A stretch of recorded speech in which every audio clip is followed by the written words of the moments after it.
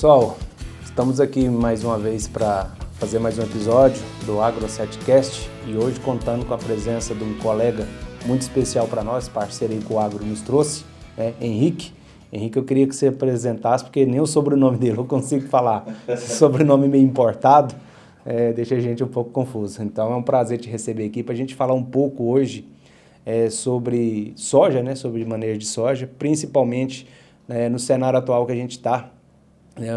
O Brasil inteiro aí sofrendo por adversidade climática, nossa região em particularidade um veranico muito extensivo, e na nossa andança aí a gente tem visto o produtor tirando o pé das aplicações de fungicida. Eu sei que é um cenário totalmente a diversas aplicações, mas existe alguma importância que a gente vai decorrer, se a gente continua orientando a aplicação de fungicida para essas doenças ou se realmente a gente tira o pé diante do que já tem de potencial, até mesmo de ferrugem no sul do Brasil. Então a gente vai tentar trazer um tema bastante simples, com grande relevância, para que todos entendam e possam tomar decisão. Então, seja bem-vindo, Henrique, fica à vontade para se apresentar. Obrigado, Fabrício. Henrique Trevisanuto, Importado da Itália, só contando um pouquinho da história, Minha família é os italianos que veio pro café, enfim, Toda aquela história, Dá pra ver até pelo tamanho do nariz, também, Mas, enfim, eu tô trabalhando aqui na região em Uberlândia. Tô retornando, pra Uberlândia faz um ano e pouco, Mas nesses 11 anos de formado aí, já trabalhei no Mato Grosso, trabalhei uma época rodando quase que o Brasil inteiro, fazia Minas, Goiás, Tocantins, enfim, E mais importante que nesse período todo, aí, nesses 11 anos aí, 9 anos trabalhando com pesquisa, E você conhece muito bem também a pesquisa, é um trem meio viciante, E eu acho que é uma grande oportunidade de aprendizado. Você vê muita coisa em pouco tempo, Enfim. E agora, nesse último ano, eu estou na área de desenvolvimento de mercado, Hoje eu trabalho na Sumitomo, rodo Minas Gerais inteiro, E a gente fica bastante aí na parte de suporte técnico também, treinamento, enfim, E estamos aí agora nessa expectativa de safra, Um início meio turbulento aí, Fabrício? Meio seco, um monte de gente plantou, começa alguns desafios que não teve a safra passada, Que nem a gente estava comentando aqui mais cedo. Elasmo, enfim. Então pôs a gente para pensar agora, realmente o que a gente vai fazer, Justamente, eu acho, existe essa frase no nosso meio, que nenhum ano é igual ao outro, mas desse tempo todo que a gente está no campo, nessas andanças nossas, eu nunca vi um ano como esse. É um ano extremamente desafiador, eu acho que vai ser um ano que vai separar muito bem de quem tem um conhecimento, uma gestão, um manejo um pouco mais eficiente do que aqueles que estão esperando só a sorte representá-los. Então eu acho que é um ano bastante crucial e a gente já está vendo a dificuldade já de implantar essa lavoura nessa ausência de chuva, áreas com replantio, e áreas que o produtor já está com ela estabelecida, a gente já está presenciando a ausência aí de manejo. Qual que é esse manejo que a gente está vendo que não está sendo feito? Aplicação de fungicida. E uma das partes que eu mais gosto, além de fertilidade e nutrição, é essa parte de fitopatologia. E diante da má qualidade de grão que a gente tem, que se transforma em sementes de soja, eu gosto de falar que a gente tem plantado grão ensacado e junto com esse grão aí está vindo várias doenças. E esse inóculo, esse potencial de doença, ele já está no campo. Ele não está com a mesma velocidade, porque também ele depende de umidade, depende 12, 15 horas de molhamento. Mas ele está lá, com a curva de progresso um pouco mais lenta, mas ele está lá. As primeiras horas de molhamento que a gente tem, essa doença vai explodir. E a gente tem visto colegas de profissão, produtores, gerentes, tomando a decisão de não fazer aplicações.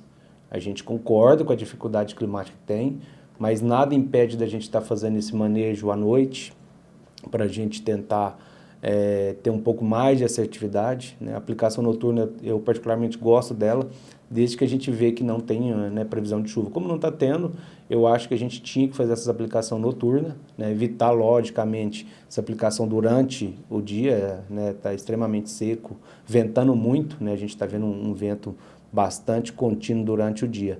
E eu queria saber a sua percepção, né, sobre isso. A gente vai continuar recomendando a aplicação, vamos pedir para o produtor aplicar, ou vamos frear, tirar o pé, pensar aí numa economia que, no meu ver, é uma economia besta, né, boba, e queria a sua opinião sobre isso aí. É interessante, né, Fabrício, que a agricultura ela é um sistema, né? E o papel que vocês fazem, né, o papel do consultor, muitas vezes é ligar as áreas, né? Hoje, se a gente colocar um fitopatologista e um fisiologista para conversar na mesa, vai sair briga, né?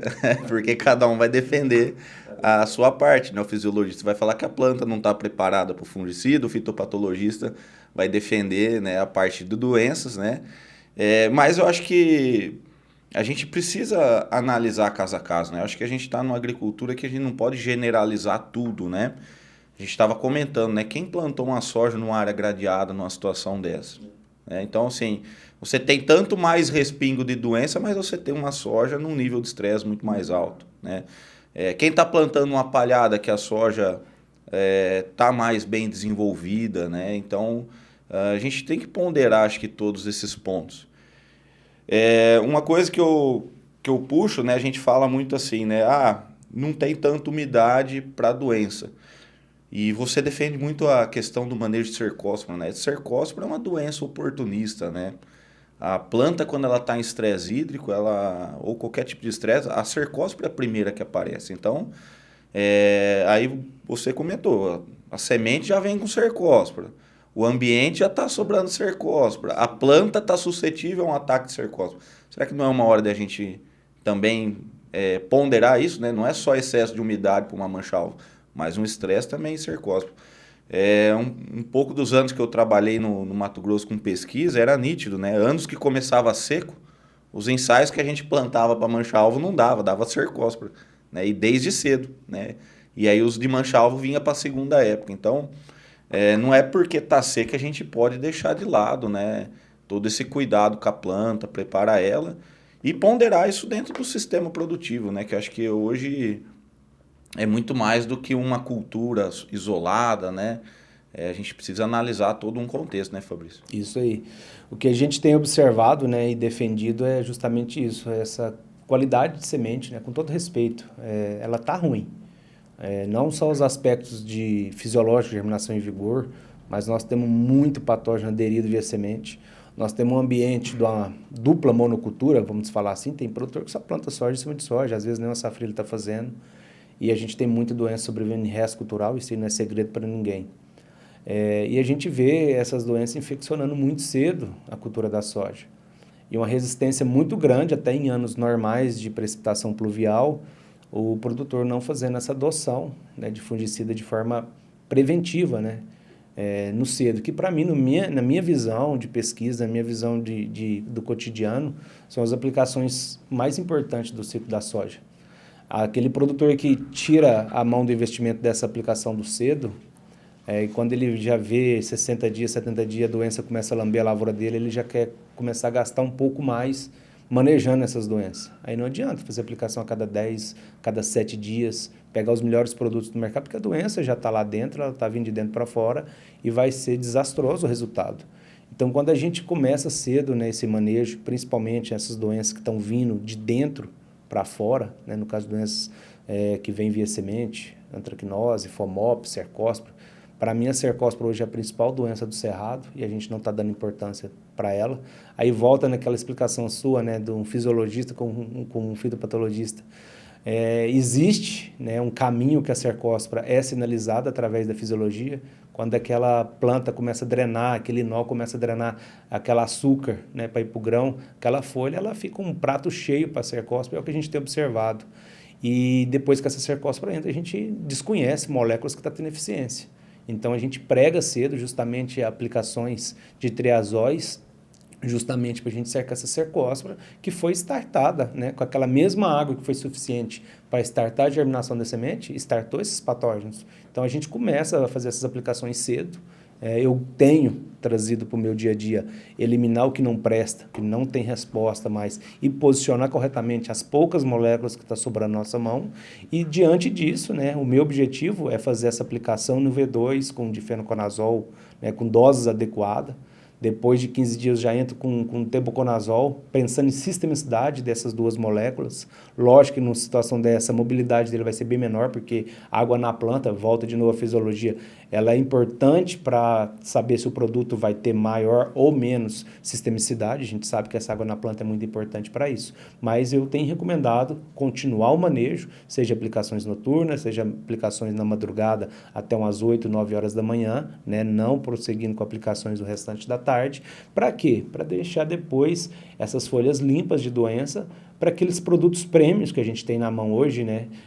Inclusive, vocês têm um baita produto, né? Hiperfluxão hoje tem sido para nós uma carboxamida de grande uso, e o objetivo nosso hoje como recomendante é proteger essas carboxamidas que vão suceder essas aplicações, né? Do difeno, do tebuco, por exemplo, que eu dei o exemplo, né? E a gente poder posicionar essas moléculas de carboxamida num cenário um pouco menos exposto, né, à briga com doenças.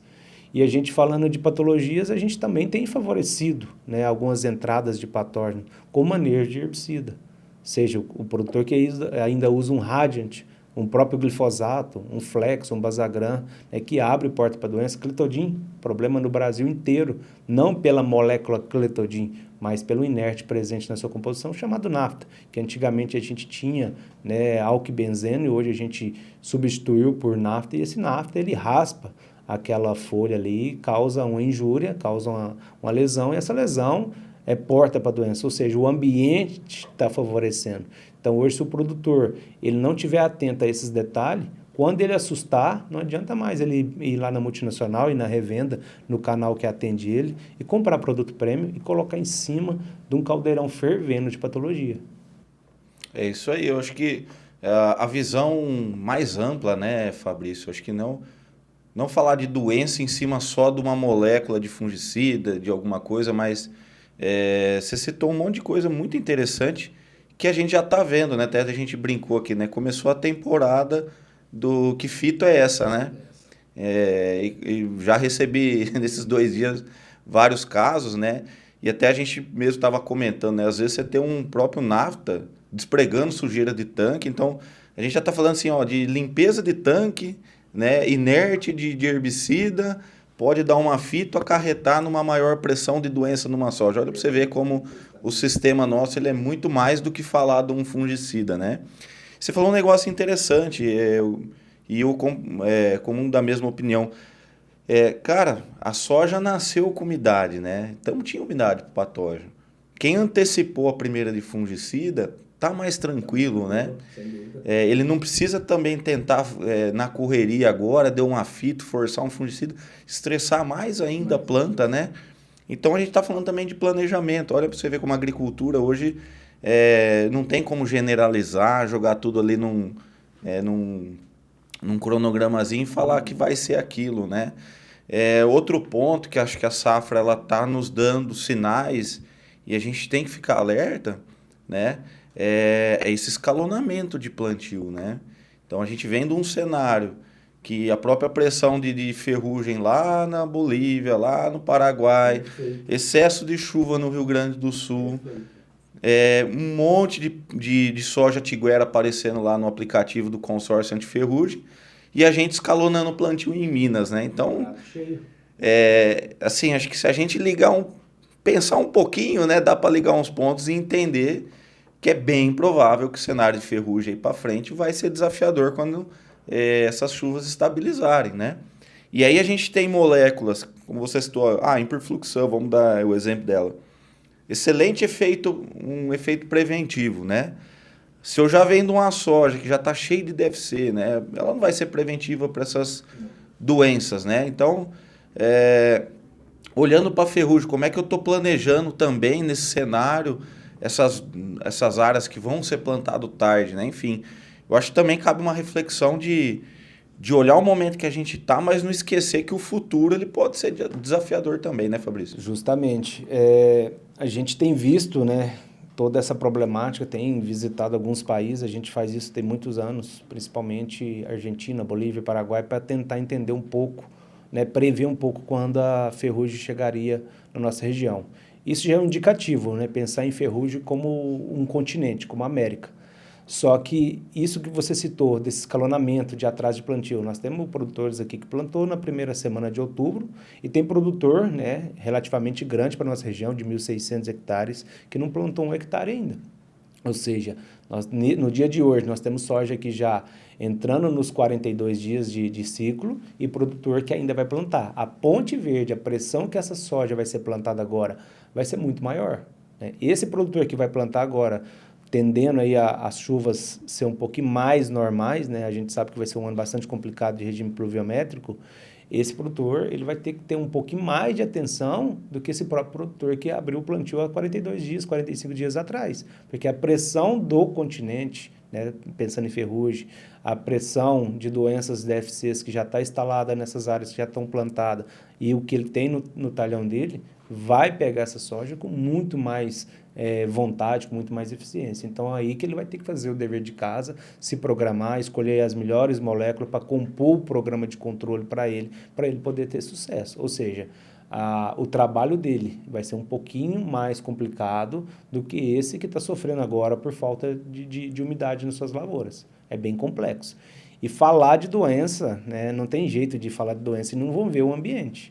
Eu falo que a agricultura chegou no momento que ela interligou todos os detalhes. Se você me chamar amanhã para me desenhar um programa de controle para você de doença, ele já começa no pré-emergente. Poxa, o que tem a ver um herbicida pré-emergente com doença? A gente sabe que tem várias plantas daninhas hospedando, principalmente uma doença que ninguém dá atenção, que é as manchas foliar, né? Mancha-alvo, cercóspora, né? Própria Phomopsis anthracnose, pegando algumas plantas daninhas que a gente tem. Tanto, além de plantas daninhas, a gente tem um uso crescente de algumas plantas como cobertura na nossa região, que também tem hospedado. Não sou contra o mix, pelo contrário, sou a favor, mas a gente tem que olhar o nosso ambiente, o nosso talhão. Talvez o nosso talhão não é um talhão para chegar ao nabo. Talvez o nosso talhão não é um talhão para receber uma crotalária. Então, a gente tem que começar a pensar nisso tudo, porque está tudo interligado.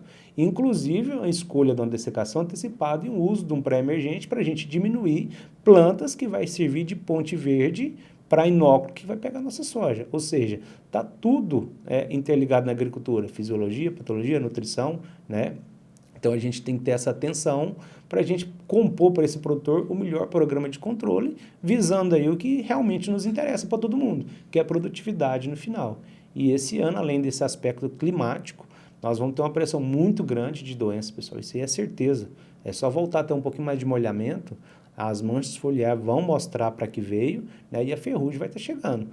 Diante das análises que a gente tem feito, pelo progresso que tem do inóculo no sul, excesso de chuva, né, e toda essa problemática que você citou de tiguera, que aqui na nossa região não está diferente, a gente cansou de ver agora na época de dessecação, soja em área de pousio, né, com muita manchas, normal pela época, por ser uma tiguera. Então, assim, a ponte verde, ela está aí, está presente. Então, o produtor, o nosso técnico de campo, nós temos que ter essa atenção para poder orientar esse agricultor de forma mais assertiva, principalmente na escolha de produtos que tenha a oferecer para ele um ganho, né? Às vezes, muitas vezes, que o produtor está adquirindo um produto, ele não tem o conhecimento que aquela estrulina que ele está usando não faz mais nada em manchas foliar, tampouco em ferrugem, né? Às vezes, ele, com aquela gana de usar esse produto, vai numa soja aberta em V2, V3, está usando um multissítio, um protetor, a soja está aberta, ela não tem condição ainda de receber esse multissítio, porque é um produto que é lavado, é um produto que vai agir fora da folha. A nossa preocupação hoje é uma doença que está vindo dentro da planta, então a gente precisa um pouquinho mais dessa sistemicidade desses produtos. Sabemos também que diante de uma falta d'água, de uma baixa água dentro da planta, esses compostos que a gente aplica, né, vai se tornar uns compostos irreconhecíveis pela planta, né, que a gente chama de xenobióticos, e a planta ela precisa, né, ter nutrientes para poder fazer a limpeza, para suportar a próxima aplicação depois de uns 12 a 15 dias. Então, tudo isso vai fazendo a gente forçar nossas mentes para poder pensar e trazer para esse produtor aplicações que não gerem um gasto energético nessa planta, que não gerem uma fitotoxicidade, principalmente nesse período um pouco mais seco essas baixas vazão, esses fungicidas formando esses compostos cristalinos na sua folha, que vai trazer injúria. Então, assim, demanda-se conhecimento, demanda tomar decisão quais os produtos usar, ou qual produto usar, qual vazão e, principalmente, o horário de aplicação. Bom, acho que é conhecido pela grande maioria, né? A principal planta daninha que hospeda mancha-alvo é a trapoeraba, né? E quem da turma que está nos assistindo aí não tem trapoeraba na área, né? Então essa é clássica, né? E a gente estava numa rodada e tinha uma falha de aplicação no talhão, né? E era bem nítido a pressão de mancha-alvo ali onde tinha aquela falha e tinha muita trapoeraba, a soja estava com muito mais mancha-alvo, né? Então, assim, tá tudo no campo, né, Fabrício? Quem tá rodando, quem tá prestando atenção, né? Eu até brinquei esses tempos atrás aí, falei assim, ter um tempo de qualidade no campo, não é só estar lá, né? Mas tá lá prestando atenção, olhando, vendo as diferenças, né? Consegue captar isso aí, né? Em relação a plantas de cobertura, né? A crotalária, ela tem essa fama, né, da mancha-alvo e realmente dá muito, né? Mas vamos pensar assim, às vezes, né? Se o cara tem a necessidade por a crotalária, por algum motivo de nematóide, pô, vamos então escolher a variedade que seja menos suscetível à mancha-alvo, né? Então vamos ligar o sistema, a genética também, criar uma compensação. Eu não vou pegar, eu precisei da crotalária, eu vou pegar e pôr uma soja extremamente suscetível à mancha-alvo ali. Aí não tem manejo que suporta, né, uma situação dessa. Eu gosto de falar que o produtor, né, o técnico de campo, ele está com, não é preguiça, mas ele está com uma velocidade de pensar tão rápida que ele esquece de trocar uma ideia, né, com um colega que tem alguma informação, né, e a gente sabe, a pesquisa nos ensina isso, toda variedade que tenha resistência a nematóide, né, que tenha sinonização para nematóide, você pode ter certeza, a mancha-alvo vai lamber. Então, às vezes, é uma área que o talhão do produtor tem nematóide, né, e tem problema de mancha-alvo, porque nós temos hospedeiros lá também, a tomada de decisão dele é bastante curta, né? Às vezes ele tem que pensar nos dois problemas que ele vai ter, não somente na questão do nematóide, para ele tomar a decisão da própria variedade que ele vai colocar. Ou seja, não é uma tarefa fácil uma tomada de decisão. E a gente tem visto produtores que têm dado mais certo no campo, esse produtor que tem voltado a sentar na mesa, conversar com a parte técnica, conversar com especialistas, conversar com a parte de pesquisa, para poder então saber, se eu tenho um problema de mancha-alvo, né, eu não posso colocar uma variedade que tem uma resistência nematóide, que também é um problema meu, porque eu vou ter mais problema. E se eu quiser colocar, eu vou ter que ser um pouco mais eficiente nas minhas aplicações, principalmente na escolha dos produtos, principalmente no momento de aplicação, os acompanhantes que vão, né, se vai trazer uma sinergia, né, se a gente vai conseguir melhorar essa aplicação, ou também se esse componente que vai vir junto a esse multissítio vai atrapalhar. Então, é muita coisa para a gente pensar. E hoje a gente sabe que existe, sim, antagonismo de produtos, existe sinergismo de produtos, uma molécula que tem maior afinidade ou menor afinidade com aquele, exemplo, um triazol que você vai estar usando ali. Então, a gente fica muito feliz quando a gente vê produtos vindo, né, como vocês têm um produto que está chegando aí para nós aí, em área comercial vai ser o primeiro ano com vastas áreas usadas, a gente vê a assertividade, né, de um tebuconazol, vocês recomendando junto um mancozeb, afinidade de molécula. A gente está chegando num nível de conversa, né, no campo, na roça, que características que no passado a gente não dava importância, né, antagonismo, sinergismo, afinidade, locomoção de produto, CALW, lipofilicidade, né? Eu tenho algumas áreas que a gente atende que o gerente, poxa, por que você não recomenda o mesmo fungicida no talhão 1 ao 10? No 1 você plantou a variedade X, lá é a Y. Né? Sistema vegetal ditando, né, qual tipo de fungicida que eu vou colocar. Né? Além disso, né, lá tem presença de vassourinha de botão, erva de touro, corda de viola, trapoeraba, que tem um potencial de hospedar umas doenças mais agressivas do que às vezes que era uma palhada de trigo, que eu vou estar um pouco mais tranquilo. Ou seja, o meu paciente da UTI, às vezes vai ser o talhão 10 dele, que está naquela situação mais difícil.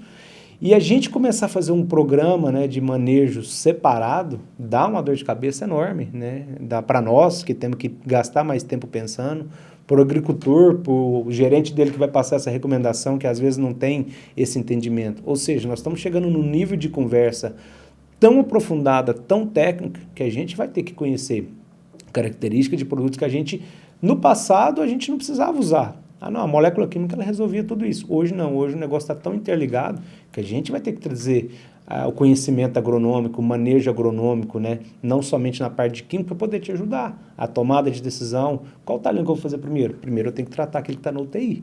Né? Às vezes eu tenho um talhão, principalmente pensando em logística, aquele que está no UTI vai me demandar muito mais intervenção do que um talhão que eu tenho um pouco mais de assertividade. Ó, que é uma palhada de trigo, eu plantei um cultivar que tenha menos reação à doença. Isso tudo compõe o nosso manejo. E a gente vê que essa agilidade de pensamento do produtor não dá tempo para ele sentar com a parte técnica e começar a ter um assunto, né, tão importante, tão relevante, que no futuro, hoje parece uma encheção de saco, que você só quer atrapalhar a vida dele. Mas amanhã, quando ele tiver um problema, que retomar a chuva agora, que a gente nem der conta de fazer a aplicação mais por excesso de chuva, essas tomadas de decisão vai fazer toda a diferença.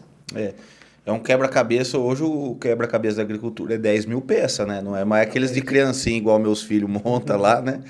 E precisa de pesquisa, né, Fabrício? Você sabe como que é dinâmica a agricultura, né? Se você não tiver informação na mão, e a gente sempre está um ano atrás da doença, a gente está sempre um ano atrás da praga, porque o que a gente testou esse ano, a gente vai usar no outro ano, se no outro ano ver a resistência, a gente está descoberto, né?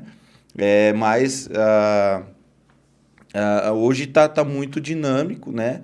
E nisso que você falou, às vezes a gente vai ter que escolher um inimigo, né? Será que eu vou ter que escolher o inimigo nematóide ou o inimigo mancha-alvo, né? Porque às vezes nos dois você não vai conseguir, né? Mas eu vou ter que elencar alguém, né? Mas se eu tenho a ciência, eu vou tomar aquela estratégia para aquilo ali, né? Eu não vou ficar dando tiro no escuro, como a gente fala, né?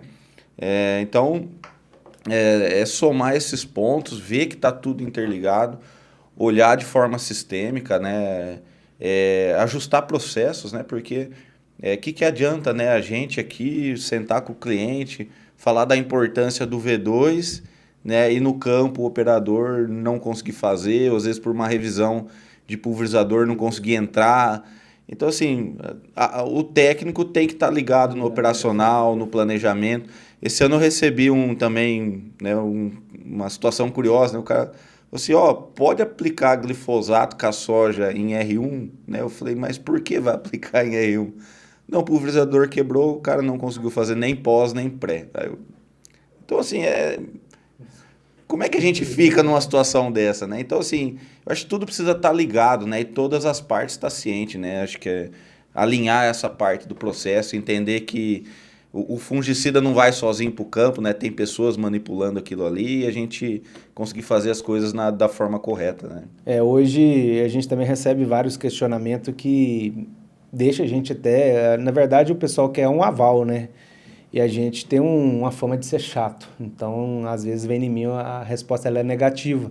Porque eu sempre vou prezar para o lado da planta.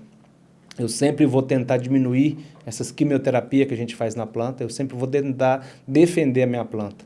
E eu prefiro essas intervenções quando o tecido está jovem, a planta está jovem. Isso é igual a gente, né? Eu tinha 16 anos, eu tirava leite de vaca 4 horas da manhã e eu tinha acabado de chegar da farra, né? Hoje, se eu bebo 3 cervejinhas, eu estou na UTI. Então, a gente muda. O tecido mais velho, ele tem muito mais dreno, ele tem muito mais oxidação de folha, morte de folha do que um tecido novo. Então, se a gente trazer as aplicações para o cedo, a gente vai ter mais residual, né? Porque o tecido novo, ele vai favorecer isso.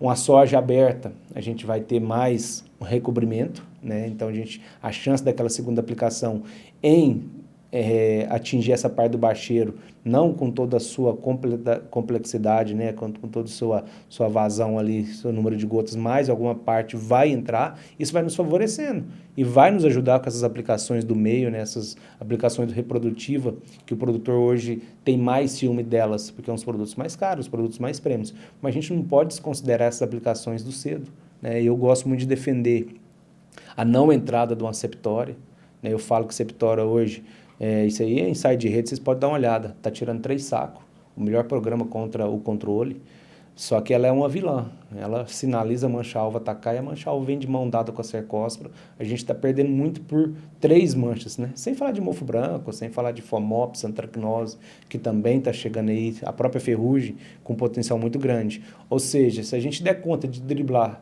septória, cercóspora e mancha-alvo, no mínimo 26 sacos nós vamos ganhar.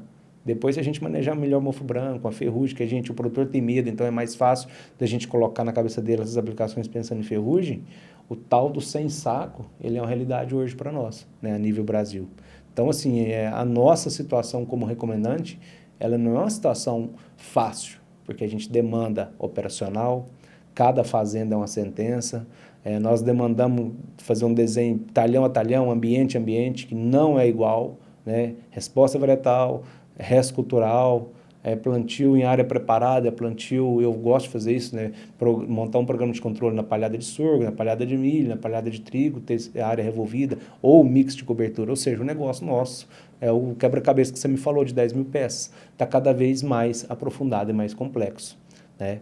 Eu acho que o assunto desse aqui a gente demandaria umas 3 horas para a gente poder falar de forma mais incisiva, mas eu acho que já serve para despertar para esse produtor que está nos assistindo a dúvida, faço ou não faço, aplico ou não aplico, o que eu vou aplicar? Então a gente sempre vai defender, inclusive na situação de veranico, da ausência de umidade, como a gente está nesse momento, se possível aplicação noturna, ou nos melhores momentos da madrugada ou fim da tarde, continuar suas aplicações, porque quando voltar o molhamento, gente, vocês vão assustar o tanto que essa curva, né, de progresso da doença ela vai acelerar. Tem doenças aí com 12 horas de molhamento, que não vai ser difícil da gente ter daqui a uns dias, ela acelera de forma bastante assustadora. E só para pontuar, né, para aquele que está nos assistindo, fala assim, mas e o custo, né? Sempre vai vir essa discussão na mesa, né? E eu gosto de falar assim, imagina um produtor A que ele vem trabalhando com mix de cobertura, ele vem corrigindo a fertilidade, ele vem fazendo tudo certinho, plantou ali uma boa plantabilidade, enfim, ele tem um potencial lá de 100 sacos, né? Qual que é o custo do programa de fungicida para esse produtor versus um produtor que não tem palhada, né? Que está com o solo compactado, que plantou a 10 por hora, né? E a necessidade da planta seria o mesmo programa de fungicida, às vezes. Mas qual que vai ser mais caro? Então, acho que esse também é um ponto que eu gosto sempre de colocar. Falei, cara, aqui um fungicida é caro, né? Aqui não, aqui ele vai se pagar porque o sistema ele está favorecendo a produtividade. Então, eu acho que antes de a gente falar assim, mas e o custo disso? Tá, mas você está falando de uma soja de 60 sacos, tudo é caro. Até o inseticida é caro, até o glifosato é caro. Porque o negócio não tem rentabilidade com 60 sacos, né? Isso aí. Com todo respeito. Hoje, né, eu me incluo nisso. A obrigação nossa como agrônomo hoje é 100 sacos de soja. 100 sacos. A genética consegue. A genética isso. consegue. A gente pega um Olimpo lá, não é fazendo propaganda, mas é uma soja bem plantada na região. A gente brincou com o material Olimpo. Se tudo aquele pegamento lá dos estudos que a gente andou fazendo aqui na nossa região, tivesse virado grão, né? Tivesse virado grão, potencial 270, 272 sacos de soja. Poxa, aonde está isso? Nós estamos deixando 200 sacos embora. Nós estamos convivendo com 72, 75. Né? E esse produtor que está com 75, ele chegar no 100 é fácil. Não vou nem falar de plantabilidade, nem de outras interferências. 75, 3 da septória, 14 da mancha-alvo, 9 da cercóspora, bateu o 100 saco. Então, assim, está na nossa mão o manejo. Né? Aí vai de acordo com aquele cara que quer sair da zona de conforto. Realmente eu vou acreditar e vou buscar o 100 saco. Aí vai começar numa semente de boa qualidade, num tratamento de semente, numa dessecação antecipada que a gente não está vendo ninguém fazer. Né? A gente está vendo o cara plantar em cima do mato e depois forçar uma aplicação de glifosato nessas variedades hoje que não suporta glifosato. A gente está insistindo em fazer glifosato. Esse aí a gente está vendo da estrada, inclusive, né? Não precisa nem andar muito. O cara que não usa um pré-emergente. Quantas áreas? Ontem a gente rodou áreas em Santa Juliana. O produtor vai passar, mesmo um ano seco, hein? Que não teve condição para pré-emergente. Não vai fazer pós, porque a área está limpa. A dessecação antecipada, plantei e fiz o pré-emergente. A soja hoje está entrando em V5, V6, a gente não vai fazer o pós-emergente com glifosato. O que eu vou fazer lá? Uma aplicação no ACCase, talvez um atroperaba escapando em algum lugar, uma aplicação de mazetapir, mas eu já tirei um pouco de glifosato do meu sistema. Não sou contra o glifosato, sem forçar, justamente. Justamente, ou seja, essa lavoura se estabelecendo limpo, com muito menos injúria, muito menos abertura para outras doenças, né?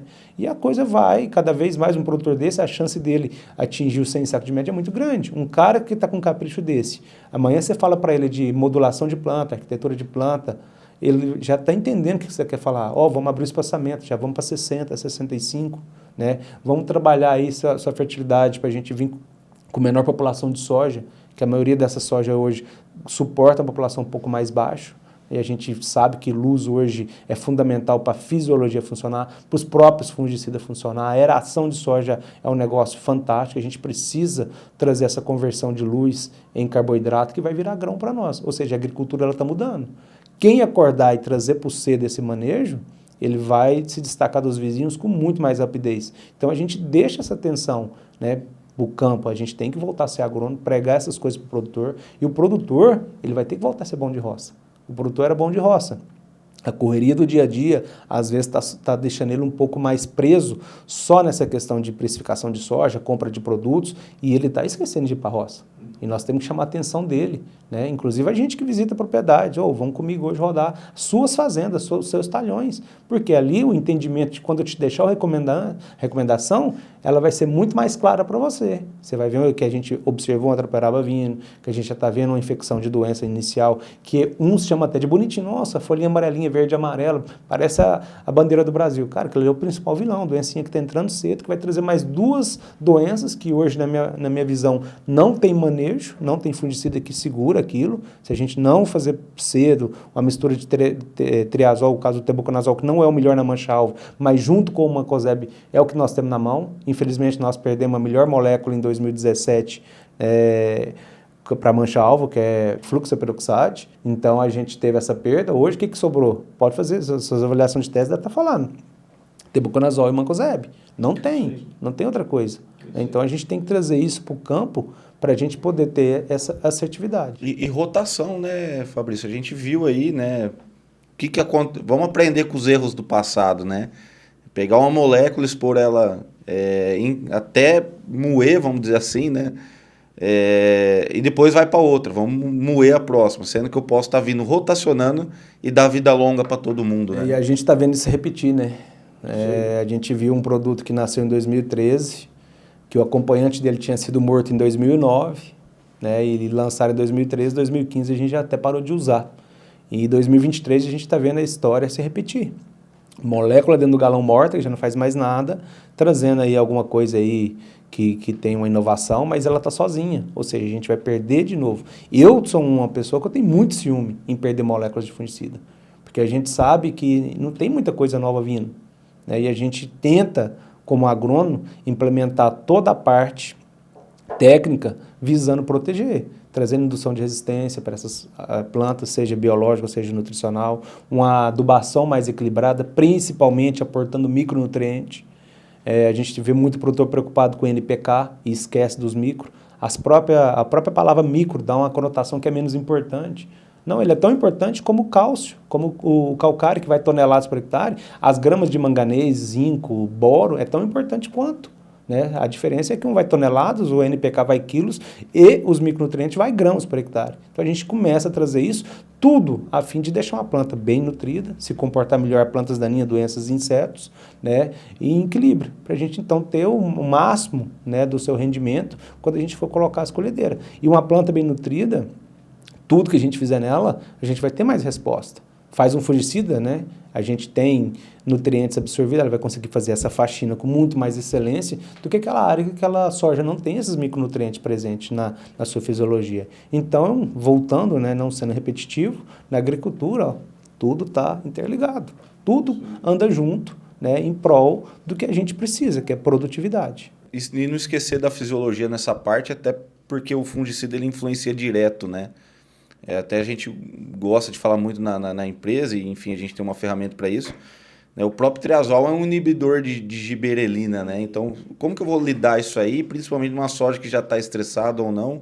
Né? Então, assim, a gente tem ferramenta, né, Fabrício? A gente só precisa ligar esses pontos, juntar, né, as 10 mil peças do quebra-cabeça, que não é fácil, né? E colhe, você começa um quebra-cabeça de mais de 10 mil peças da próxima cultura. Mas tem que estar ali, né? Tem que estar atento e juntando os fatores, né? Perfeito. Pessoal, o papo tá bom, né? Eu acho que um assunto desse aqui a gente demanda até mais tempo, mas para não alongar por demais, agradecer vocês aí por acessar a nossa página, por divulgar, né, essa troca de informação e principalmente agradecer ao nosso convidado de hoje que trouxe todo esse glamour no nosso bate-papo pela vivência, o conhecimento, né, um cara de campo, então ele sabe do que está trazendo os problemas do campo para uma mesa dessa para a gente discutir. Então agradeço aí você, Henrique, pela paciência, pela disponibilidade do tempo, né, em estar aqui com a gente. Muito obrigado. Eu que agradeço, Fabrício, e vou deixar uma mensagem para todo mundo que eu gosto de falar. Todas as perguntas e todas as respostas, né, estão no campo. Né? A gente tem que estar lá. Tá? Obrigadão aí pelo convite e pela oportunidade de estar aqui debatendo, conversando com você. Nós que agradecemos. Forte abraço.